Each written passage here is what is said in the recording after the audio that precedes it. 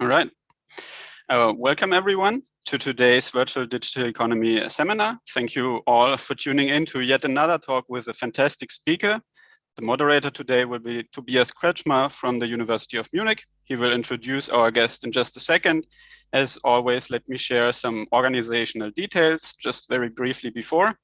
Please send any clarifying questions to everyone in the chat window throughout the talk. Tobias will manage the queue and interrupt the speaker at a convenient time so that you can ask the questions, or if you prefer, Tobias can ask the question for you. And we will collect all the remaining questions in the for the Q&A after the talk in the general chat, so don't hesitate to post at any point in time during the talk. Today's session will be recorded, so if you do ask a question, you will also appear in that recording.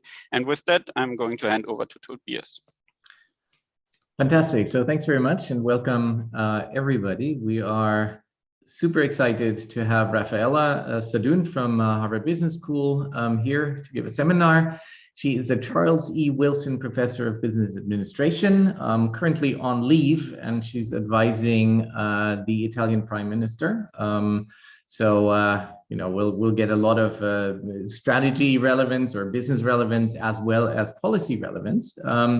So Raffaella and I were cubicle neighbors at the LSE, where Raffaella, who grew up in Rome, you did your bachelor's at La Sapienza in Rome, and then moved to Spain, to Pompeu Fabra for your MSc, and then to LSE for the PhD. After the PhD, Raffaella went to Harvard Business School, where basically, well, she spent her career before she now is on leave to work with the Italian Prime Minister. So we are very excited to have you here, Raffaella. As the housekeeping notes have been said, all that's left for me is to wish everyone a good seminar on the demand for executive skills and evidence from job description. Raffaella, take it away. Wonderful, Toby. Thank you so much. It's really lovely to see you, and thank you to the organizers for hosting me. As Toby said, you should feel free to interrupt me with questions. I'm very happy to see them. I have the chat in front of me, so I'll try to keep track of the chat. I'm presenting a paper that is joint work with Joe Fuller, Stephen Hansen, and Tejas Ramdas, who is a PhD student at Cornell. And, you know, we will touch on some themes that are related to digital. But let me just first give you a sense of the project overall and what we're trying to do, and a little bit of the motivation. This is part of a series of papers that I've been writing with other colleagues, including Stephen, that tries to understand from an economic and an empirical standpoint, what constitutes good leadership. This is, I'd say, the overall title of the research.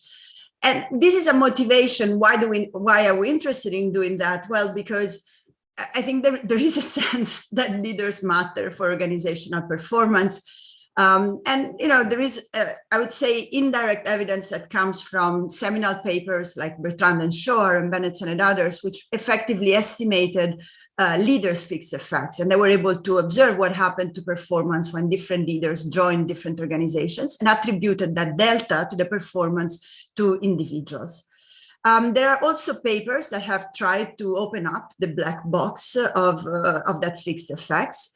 And for example, in the finance literature, Kaplan and others have looked at the psychological traits of leaders. With Stephen, Oriana Bandiera, and Andrea Pratt, we actually looked at behavior. But I would say that there is still a lot that needs to be understood on what constitute leaders. And, you know, if you like, also how good leaders get assigned, sort of the matching between leaders and organizations, which is perhaps part of why, you know, that fixed effect that gets attributed to the individuals might actually reflect to some extent a matching effects more than individual effects. Stephen and I were really intrigued by this notion of understanding the matching between leaders and firms. We sort of had the suspicion that there were some frictions that perhaps we could, you know, shed light on, and we quickly realized that in order to study the frictions, we needed to have also a better sense of the demand. It's part of the story, and to our surprise, we really didn't have a lot of data that was documenting really what companies are looking for leaders. What do they want? We have a lot of analysis that tries to pin down the demand for other positions within organizations, managers and workers, down the C-suite, but not much on the C-suite. So this is a paper that is going to investigate how what characterizes the demand for C-suite executives, what are firms looking for in executives, how do they articulate the demand for executives, and what are the skills that they expect? What do they want to see, and how easy are they to find in the market? So how do we do this? How do we advance this question? There are a couple of novelties in this paper. One is the data. The data is a very large corpus of C-suite job descriptions that span almost 20 years, from 2000 to 2017. And that's a powerful data set that, to our knowledge, had not been available to other researchers earlier, which is an explicit definition of what companies are looking for in their C-suite managers. The second innovation is a methodological innovation, which is really classifying and going from this free text with this flowering content into something that is more amenable to quantification and measurement. And to do that, we use a machine learning approach based on transfer learning that allows us to classify this free text into some well-defined clusters of skills that range from the operational, the cognitive, and the interpersonal. What we do see is that indeed companies look for a lot of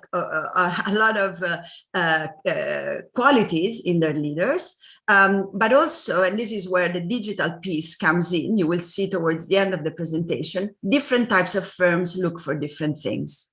And in particular, companies that are more digital intensive or larger and have certain characteristics look for different people. Our analysis focuses specifically on one type of skill that we see to be very prominent and growing in the data set, which is the social skills.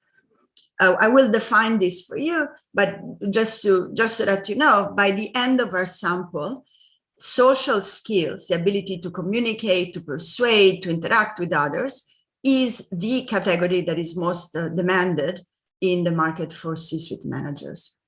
So we try to understand what goes on. Why is it the case? Why is this type of skill being elevated so much? And we do it through a model that I'm going to skim through and not go very much into details, but essentially models social skills as a technology that facilitates coordination activities within the firm. And so we interpret this increase in the demand for social skills as a symptom that something is changing in organizations, and organizations are more and more in need for individuals that are able to coordinate their activities. Toby. Raffaella, yes. Quick clarifying question. So when you say job descriptions, are these descriptions that show up in job advertisements, or ones that kind of accompany the employment contract? So these are the job descriptions. I'll go into this in a moment. But basically, when organizations, especially the large ones, go in the market for C-suite managers, they typically draft, and I'll go into this in this slide.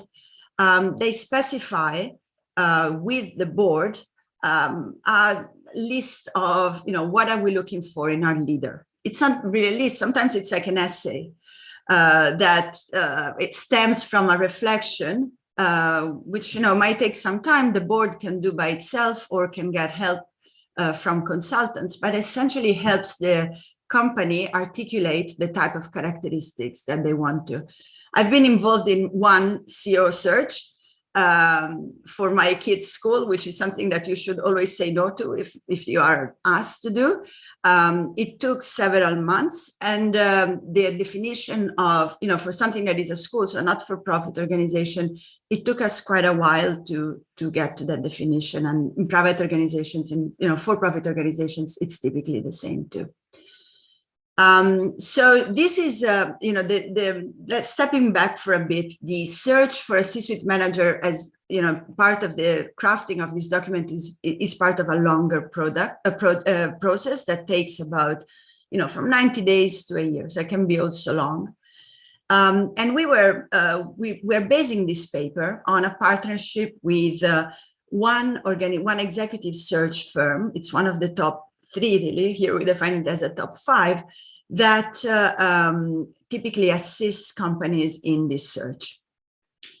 And corporate headhunters are a key intermediary in this market. 80 to 90% of the Fortune 250 or FTSE 100 companies they pay headhunters to find their C-suite managers, even when the search is internal. So even if you have in mind an internal candidate, you would typically get a consultant to assist you so that you can benchmark the internal candidate vis-a-vis other potential external candidates. And as I said, this is a document that sort of crystallizes what the company looks for. And this is the sort of the ideal demand, the demand for the ideal candidate. The document has a similar structure across companies, but they use different language, and we exploit this heterogeneity in language. So more specifically, we have about 4,700 documents that span almost 20 years.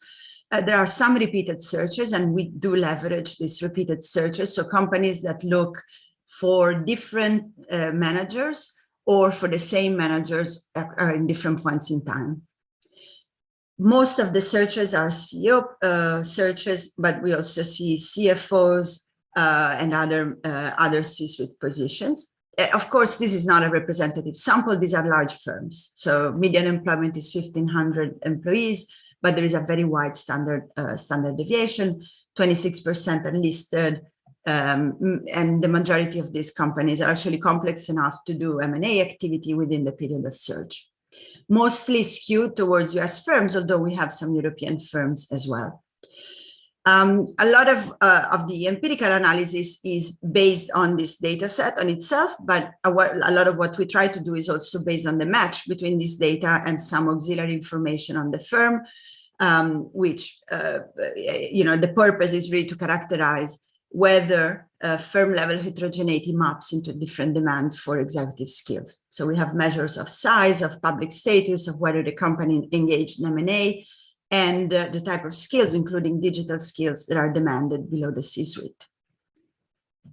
Okay, so and for some of these searches, we also have the outcome, so we know whether they ended up hiring an internal or an external manager. We use that a little bit, but not extensively. Okay, so this is pretty much the data. Now let me get into the classification approach, I'll try to be brief, but maybe I won't be brief because we spent a lot of time on this, and actually I think it's interesting. So let me be a nerd for a little bit. As I said, the documents themselves are very rich. They have a section for company description. They have responsibilities that are associated with each of the positions, qualifications that are expected of the candidates. And we use this responsibility and qualifications. This is the free text that defines the demand, okay? Now, the average length of these documents is 440 words, so it sort of looks manageable. I see the question in the chat. These job descriptions are pretty much distributed across different sectors. And there is some element of manufacturing that absorbs a little bit more of the sectors, but they're quite heterogeneous. Now, the job descriptions, in case you haven't seen a job description for a CEO position, they have some very poetic text. It can range from you have the courage of your own convictions. So they're looking clearly for a manager, for a leader that is able to, go beyond insurmountable obstacles, somebody who is able to recognize their own biases, their preferences. There is also some aspect of these documents are also quite concrete. In fact, they ask for core competencies or specific skills. So there is a little bit of everything in these documents. which is great, but it's also, why we spent so much time on the measurement piece for this article, because it's ex ante very hard to classify. I mean, what do we make of all these heterogeneous texts, and more importantly, how do we make these texts comparable across firms and over time? So that's the challenge. So the approach that we use to solve this measurement challenge is divided into 2 steps. The first step was to find a reliable, a comprehensive, but manageable list of skills and tasks that are needed to perform the job of the C-suite manager. So this is basically a menu of activities that pertain to the job of the C-suite manager. The second step is finding a way that allows us to go from unstructured text to these skills, to these categories of skills. The first step was relatively easy in the sense that there is a wonderful resource called Onat that people use to classify the tasks of many different professions, including they also happen to have to, for our, we were lucky that they also include a description for top executives, and this is what we leverage. Each occupation in Onat, including the chief executive's occupation, is broken down into many different components. Each of these components is divided into descriptors, so these are words, also free text. Essentially, the description for a C-suite is divided into 68 different components, and we reduce the dimensionality. I'll tell you in a moment how we do it, but we basically go from this very rich menu of tasks into 6 clusters of tasks. Here are some examples. You can see that the language here is a little bit less poetic, but pretty much tells you, what is expected of C-suite managers. There is an element of, and this is a non-exhaustive list. Of course, there are 68. I'm just giving you a very little subset of this. There is an element of direction, of planning, monitoring, and understanding how to monitor system performance, understanding information, even complex information. And then you can see that there is also this sort of softer tasks, which are talking to others, persuading others, constructive and cooperative working relationship with others, maintaining them over time. I mean, I always make this joke. So if you've heard this already, please apologize. But to me, this is really, the description of the ideal husband more than the ideal CEO. But, it's like being a human being who is able to interact with others and persuade others. The issue is, how do we know? So, conceptually, this was really important to us to find this description, because conceptually you have a menu of items of skills. And so now the tasks become, how do I know whether the free descriptions in the job adverts are similar to the tasks that are included in Onat? And a simple way to do that would be to simply do a keyword search. Just let's count the keyword overlap that are present in both sets of documents, in Onat, and in the job descriptions. But this was not optimal. It appeared very quickly that this was not an optimal choice, because we would lose, using keyword search, we would look semantic similarities between different terms. So if Onat, for example, talks about communication and the job description says talking, but in a context that is similar to communication, we would miss that similarity. So part of the fun of this project was to learn a new machine learning techniques. And in this case, it's word embeddings. And for those of you who have encountered word embeddings, I'm sure you know that they're fascinating, because what they do is essentially creating vectors of words that are semantically similar. So they translate linguistic similarity into numbers. And you can really do a lot with word embeddings once you have this representation of language in a vector, in a low-dimensional vector space. So each term is represented by a vector. Individual vectors are word embeddings, and terms with similar meaning have word embeddings that lie close to each other. I won't go into how word embeddings are estimated in practice. We did not innovate on this. This is a technique that is typically, it's called word-to-vec, and we didn't change the methodology. But in a nutshell, you should know that word embeddings really exploit the fact that words with similar meaning tends to come together with similar words. So you shall know a word by the company it keeps. It gives you a sense of how the word embeddings are estimated. They use the rich context of language to understand which words are semantically similar. Where we did innovate was in choosing the training library over which the word embeddings are estimated.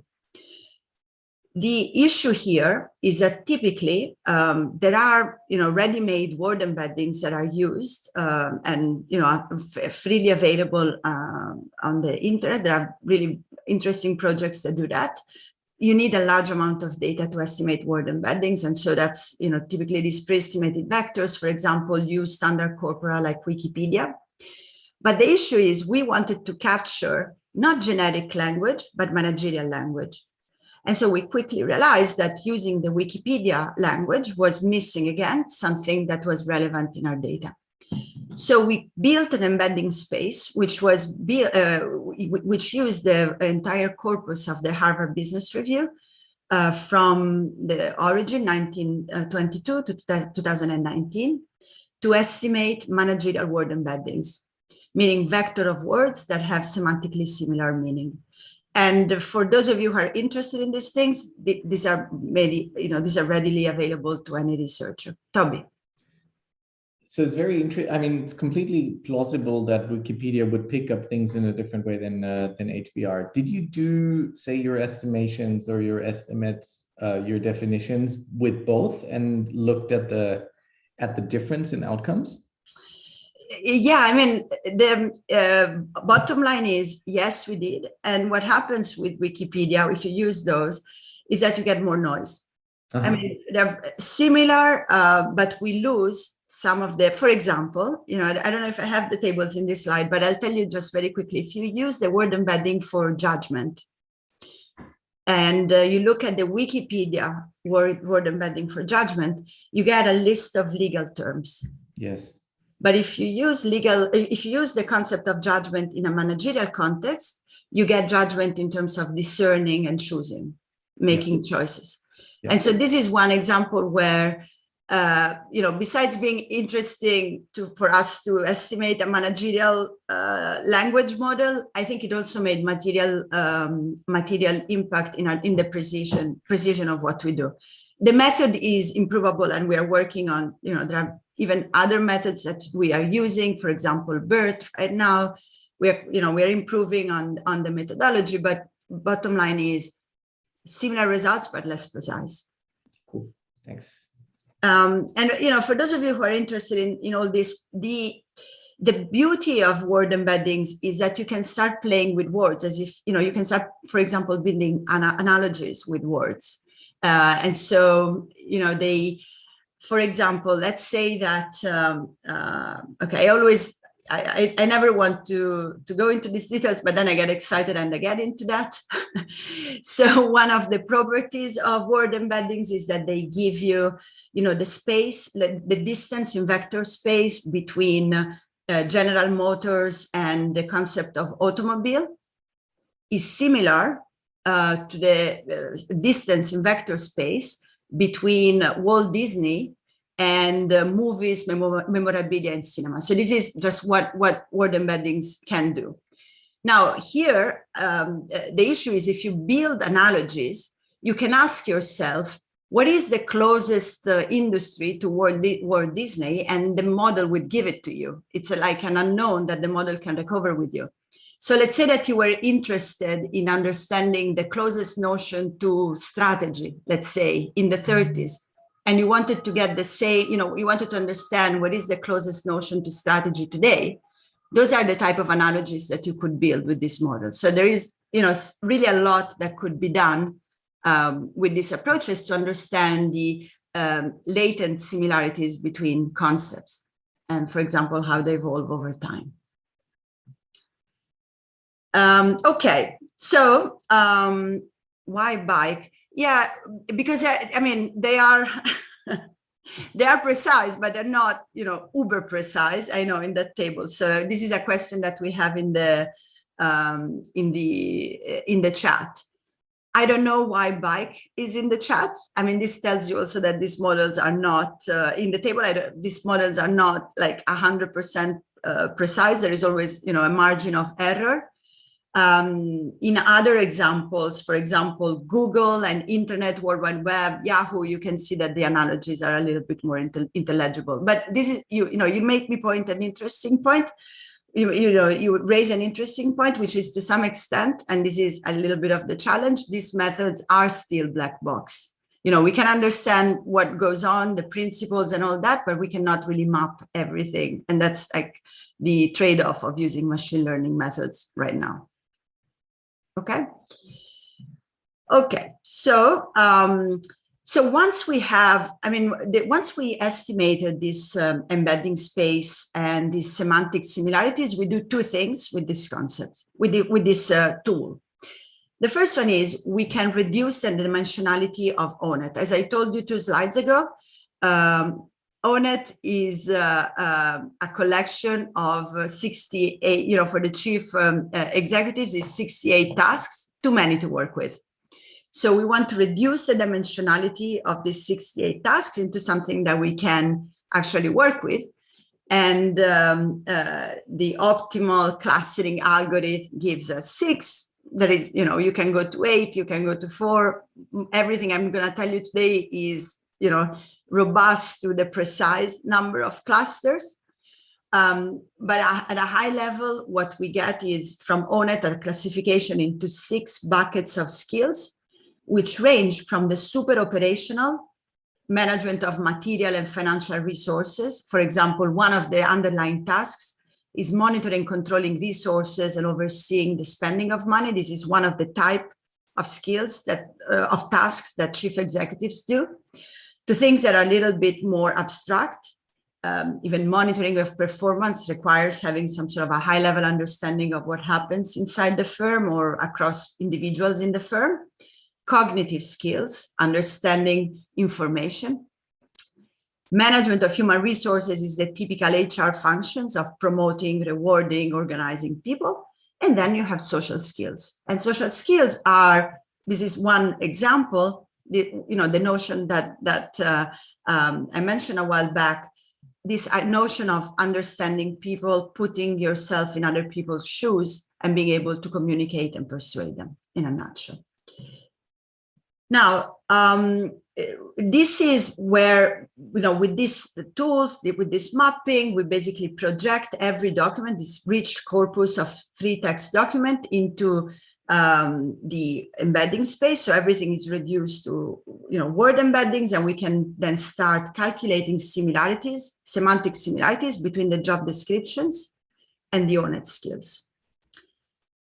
Now, I'm going to show you some data that is just a summary of 6 numbers, and every firm, every job description is associated. It takes, we have 6 numbers. Each of these numbers is a dummy, and that dummy takes value 1 if there is similarity between the text in the job description and the specific Onat skill. Okay, the cluster. Is that clear, or is there any question on that before I go into describing the results? Silence could be, okay, good. We take silence as being good. All right. Okay. So basic question you might have. Well, but is there really difference within job descriptions? Is it the case that job descriptions tend to cluster, have only certain types of clusters and not others, for example? So are these clusters represented in the job descriptions? And we can see, and this is important because this, if there was this very strong correlation, then you wouldn't need 6 numbers. You could just take 1, which is like a factor across all the 6 clusters. So it turns out that to some extent, the clusters are correlated. So documents that tend to be, for example, higher on these HR clusters also tend to have more reference to language that is associated with social skills, and fewer, tend to be less similar to language that is associated with operations. But these correlations within documents are not perfect. And so it still makes sense for us to work with 6 clusters rather than 1 factor. So that's why we do that. Now, if you're curious about what type of how job descriptions talk about different types of positions, what we have here is just summary statistics of the 6 Onat clusters divided according to CEO position, CFO descriptions, and other minor, in our data set, other minor C-suite positions. And we use this primarily as a validation of the data. What we see here is that descriptions that are referring more to HR, for example, tend indeed to have a higher prevalence of language that is related to HR skills or HR tasks. In contrast, the interesting chief information officer, the CIO. Okay. In contrast, what is also jumping out of from this data is the fact that the CEO tends to be more balanced. CEO job descriptions tend to be balanced across all skills, but you can already see that CEO descriptions also tend to have quite a bit of social and HR skills. So it's balanced across administrative and sort of softer skills. There is variation of the demand for different skills across countries. We don't really go into that in the data. Once I'm going to show you the regressions, you will see that a lot of what we do is within industries, within countries. But just to give you one example, typically job descriptions that originate from companies headquartered in Asia, Europe, and the UK are more heavily weighted towards, tend to have more language that defines the C-suite job as an operational job relative to the US. Toby. So how would we interpret the fact that CEOs seem to have a fairly low prevalence of any skills, if I could see correctly from the previous?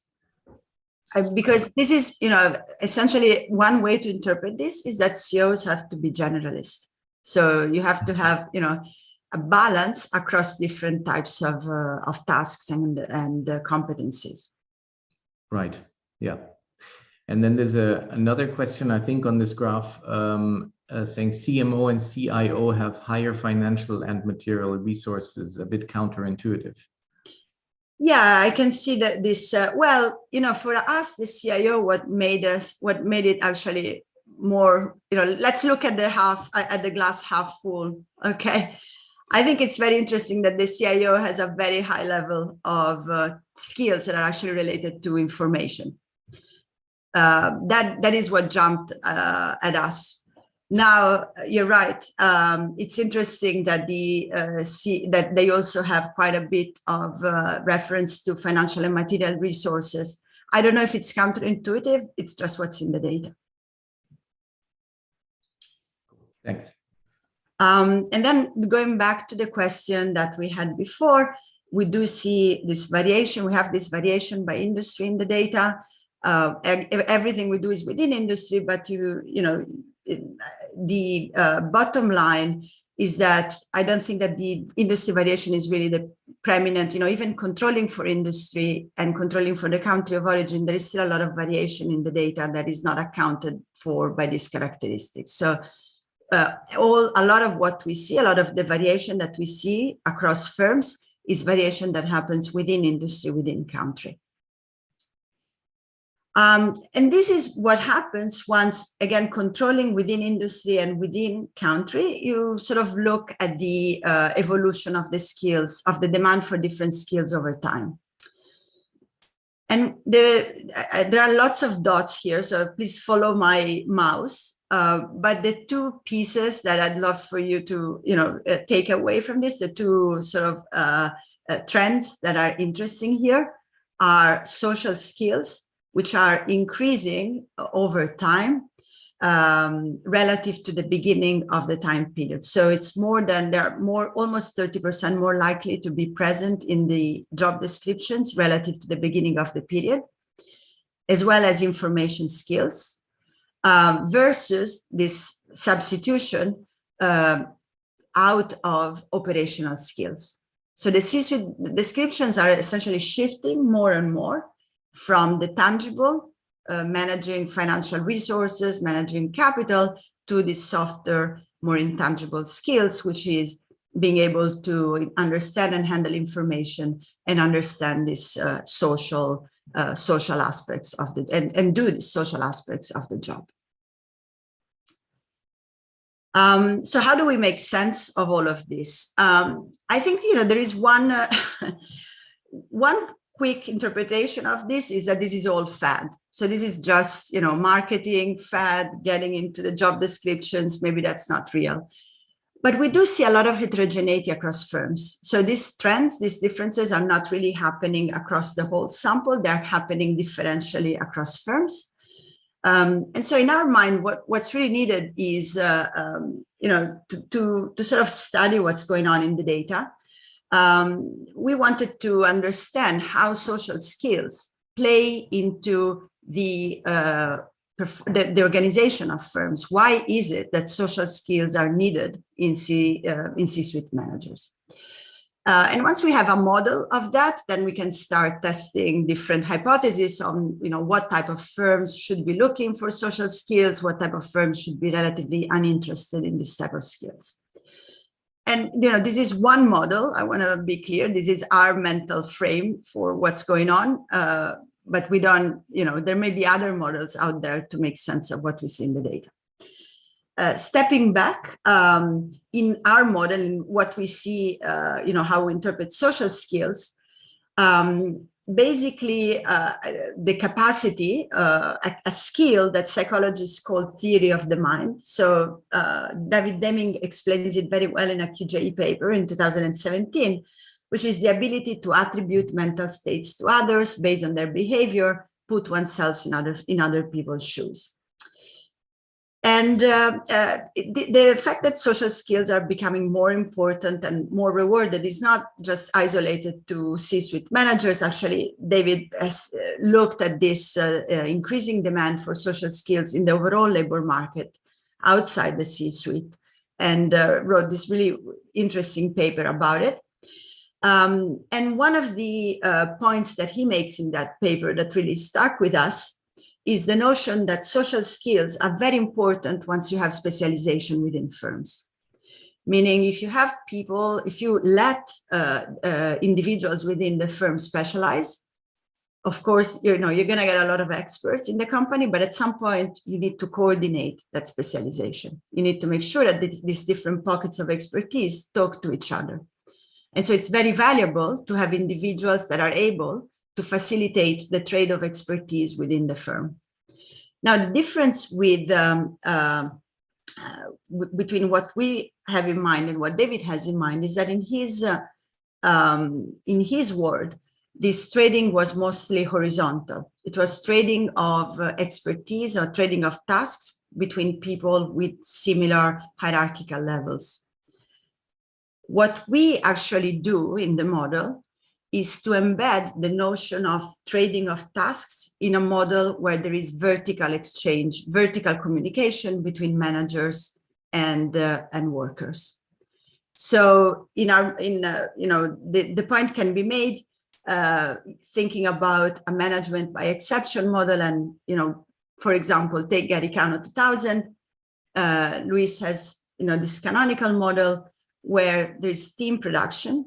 And production depends on the communication between workers and managers, meaning workers deal with problems. And whenever they have a problem, when they hit a problem that has a complexity they cannot solve by themselves, they pass it on to the managers. There's a question by Hannes. Were there new executive roles like CIO or CTO that led to specialization of required skills? Over time, yeah. In our data, we do see a little bit of this, but the analysis is done within categories of C-suite positions. So we're not capturing, in that trend that I was showing you before, we're not capturing the entry of new C-suite positions. It's all done within. So because I don't know so much about executives, so you're saying that they were actually, these roles were actually not that new. So there was some growth and increase in the positions, but they existed for a long time in many firms. The type, yeah, I mean, the type of positions that we consider are quite standard, okay. I'd say. I have a different project with Joe Fuller where we're actually tracing the entry and exit of C-suite roles in the C-suite. And, you know, this is stemming from the invite that many business professors do. As soon as there is a new problem, you know, there is always a suggestion to create a new C-suite role. For example, you know, as soon as we got into remote working, there was a suggestion to get a chief remote worker, whatever, officer, right? So it's separate. And for those positions, we see more churn and more entry of more specialized. But for what we have here, they're pretty standard. They're pretty common. Okay, thanks. Okay, so I don't want to get into the specifics because I realize I'm quickly running out of time.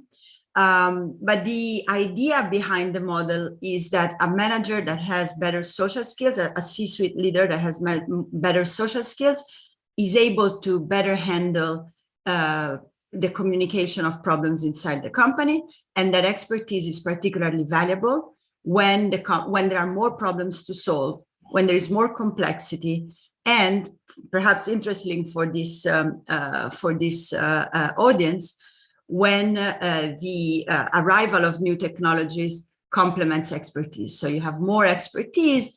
At some point, you need to have somebody who is able to make sense of the different aspects of this technological expertise.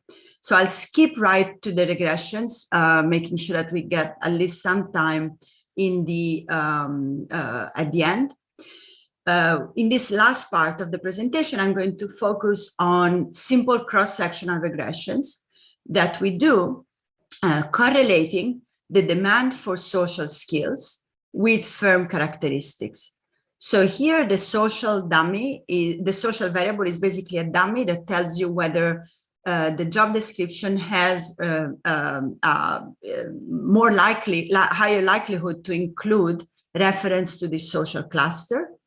And then we have different characteristics of the firm in this X vector that proxy for what I just told you, the volume of problems and the complexity of problems that needs to be solved inside the organization.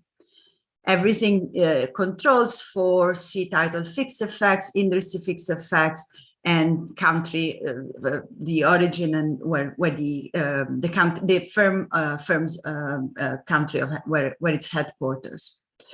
And then within years, and for some specifications, we look at the same firm in different points in time. So it's within firm.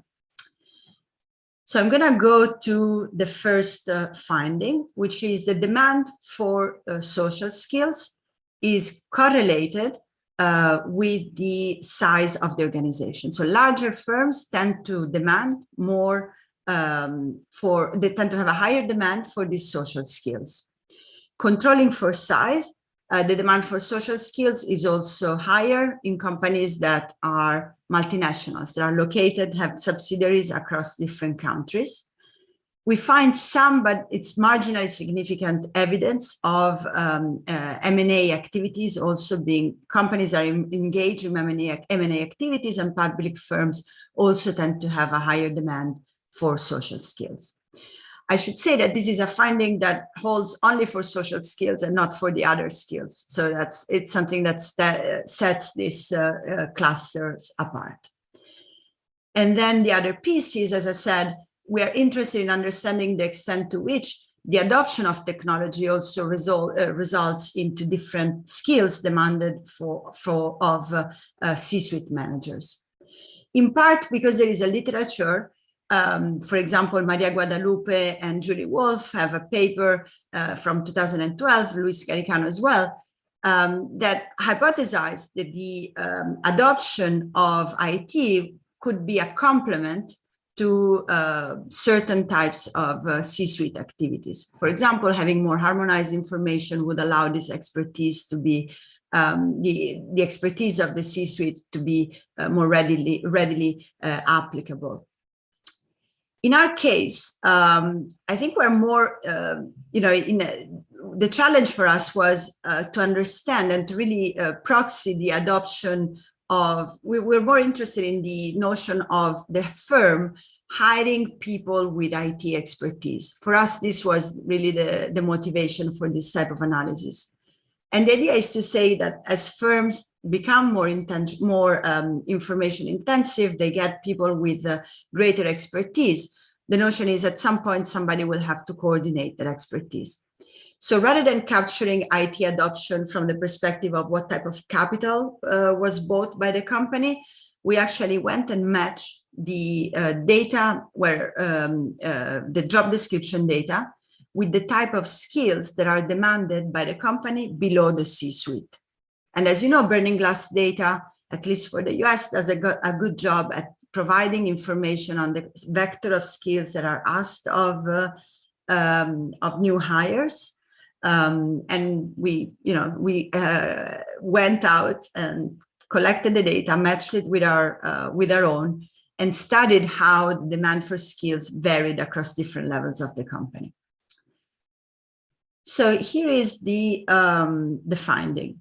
We find that the demand for social skills, and this perhaps it is counterintuitive. So as companies become more technologically intensive, they tend to demand more of the softer skills at the top of the firm. The share of IT skills included in the job descriptions below the C-suite is strongly correlated with the demand for social skills at the top of the company. We also, right now we are sort of making more use of this data, but others like Deming and Kahn, for example, have looked more specifically at the complementarity between IT skills and cognitive skills, and showed that they co-moved in the demand for skills. And we actually do see something similar in our data. So it's again, just to reinforce the point that it's what we think is happening here is that companies are hiring more experts. They're hiring people who use IT, have higher cognitive skills. At some point, somebody will have to manage these guys. Okay. One final piece is I was telling you some of the patterns. For example, the correlation with employment is very specific to the social cluster. So the demand for social skills is the only one that tends to grow with firm size. But the demand for the correlation with IT skills, so this more advanced IT skills and cognitive skills, tends to be higher in companies that have a greater demand for social skills, as well as companies that also look for higher cognitive skills in their leaders. You can see that in this regression, the demand for cognitive skills also co-moves with the adoption of information technology. So just to make this regression a little bit simple to understand, the hiring of a certain type of workforce, and in particular more IT specialized workforce, maps into different demand for in leadership position, and in particular leaders that are better able to understand information, as well as leaders who are able to communicate and transmit this information across the hierarchy. Raffaella, please. I wonder, so everything seems robust, and can I give you a negative take on the results? A couple of decades ago, every manager, everyone who would rise to the top would have some social skills. now the world is going to hell, and you realize that you really have to make these things explicit. So you have to write them in. So in some sense, the demand was always there, but now you have to articulate that demand. Is that a crazy interpretation, or? No, I don't think it is. So I think actually this may be part of the story. It's not a negative take. I mean, we're just looking at what companies are looking for, right? It would be negative if this type of statements were completely cheap talk. Mm-hmm. Because then it would be, we spent all this time classifying marketing material, essentially. So let me tell you why I don't think this is cheap talk. I don't think this is cheap talk for two reasons. The first one is it's not happening across all organizations. What we're showing you is that this is something that is happening in certain firms with specific characteristics, and it doesn't seem to be just something that you put in the material because because you want to. The second piece is more fundamental. These are documents that are actually circulated confidentially to find people. So we are not talking about an advertisement that you put on the bus. You have to write a concise statement of what you want. And this is something that the candidate will look at to understand what the company wants. So I think that there is an element of marketing, but I don't think it's all of it. So I'd like Mike Ward to unmute himself, because that's a question that follows on from my initial one. Yeah, mine's just that you're talking about this in terms of demand, but I can see this, just pull off the endogeneity hat here. Is this demand or is this supply? It could be that the social skills are just rarer in the candidate population, and so that there's requiring that commands a premium, and the IT and social skills just don't mix. That's people really want that, are demanding that, but they can't find candidates that have that combination. I think this is a point I feel that I'm completely in line with. So what we've estimated, what we give you a sense of, is what companies are stating to be looking for. What we don't know, and what worries me to some extent, is whether companies are able to find that perfect match. And so this is where I go back to the first slide, which is, I think it's interesting to see how the demand is changing, but what I really care about, and what we hope this project will help us understand as we keep working on this, is the extent to which that demand is being satisfied. And why am I worried? I'm worried for a couple of reasons. First of all, I'm not sure what the supply of social skills is really out there. And I think Claudia Goldin said, it's clear that companies are looking for, the demand for social skills seems to be documentable. We don't really know much about the supply of social skills. So I'm not sure whether whether this increasing demand is being met by an actual supply. And the second piece, which really worries me, is the fact that as we shift the demand towards more intangible aspects of leadership and things that cannot be certified, I'm not really sure that the matches will improve. Simply because assessing what social skills are is very tricky. So you might look for somebody who's able to persuade others, but you actually might end up hiring people who are able to persuade you, which typically look like you. So for me, this is, first step. We've documented this increase in demand. The really interesting piece comes now, which is understanding the extent to which this assessment is feasible and the extent to which the matching is leading to better performance. I hope I answered your question. Okay. There's a couple of questions by Sundar and Hannes that seem to relate to each other.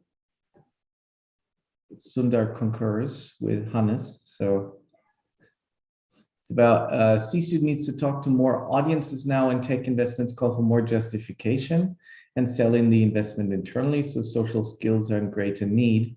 And Hannes follows up and says, it seems there are two channels that are difficult to disentangle. Company internal management quality and outside perception of the firm, given that firms and their management become more visible and transparent with digitization, outside perception of managers might become increasingly important. Okay, these are excellent questions. So unfortunately, I'm not able to disentangle these two things right now. We are working on that. And in particular, we are working on that, as I was saying, using the more granular data that comes from Burning Glass. But I mean, we hope that that's going to help us disentangle a little bit. Your intuition is perfectly in line with what the headhunter told us. And what they told us is part of the story is internal to the firm. And it's a story I told you, which is technology and expertise. You need to coordinate the experts. I'm an organizational economist. I love that story. There is another piece, which they also told us, and we haven't been able to map into the data yet, which is the external facing activities. And these external facing activities become more and more important as C-suite managers become more visible, as they directly, as we know, directly engage with social media, sometimes using poop emojis, as it happened, recently, like with Elon Musk, and where every action is scrutinized. So I think this is an interesting story, and I'm sorry I don't have the data to disentangle one from the other right now, but we are hoping to go there at some, relatively soon. And I think you have about 4 minutes to wrap up, Raffaella. Wait, there is another question in the chat, and an executive search consultant. I don't know if he or she wants to talk, but I can read the question. So I'm connected to a number of CEOs in the industry I serve, and most CEOs are now regularly on LinkedIn, essentially presenting PR information. It requires a certain type of person who is comfortable, eager to constantly talk and to present. I think the internet has shortened the distance between CEOs and your average person. Congratulations on a great presentation. Thank you. I repeated that too for self-esteem reasons. Okay. I just want to say thank you for the wonderful questions. My wrap up is really just, what we did here. And I stress this is work in progress. The innovation here, as I said, is data and methodology, plus the correlations between the demand for certain types of skills and the characteristics of firms. And to me, the most interesting piece here is just the variety of skills that are demanded of C-suite managers. The fact that we captured with this data this very wide range of operational, cognitive, interpersonal abilities, where we see one in particular, and I said probably the hardest to assess, social skills, becoming more and more prominent and becoming the most important one by the end of the sample. We find that this is not something that happens across the whole sample. It's specific in certain types of firms, the largest ones, the ones that really need more, have more complexity, the ones that tend to be more digitally invested. And I don't know yet whether this is a good or a bad thing. I think we need to understand the implication of this shift in demand with the actual match between managers and companies. And this is where we hope to go next. Fantastic. Thank you very much, Raffaella. This was really cool stuff. No surprise that it's got masses of ambition, as we know from you. Really nice. Any famous last questions? You can ask 10-second question. Raffaella can give a 30-second answer.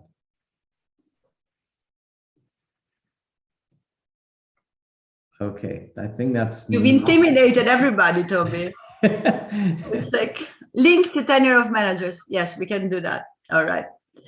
Thank you. Thank you very much for the questions. Really appreciate it. And good to see you all. Thank you very much, Raffaella. Just before everybody leaves, I would briefly announce that in 2 weeks, we'll meet again with Gordon Birch from Boston University. And he'll talk about some related stuff, social networks, tech skills, and performance on the telework. So hope to see some of you there. Great. Thanks so much, Raffaella.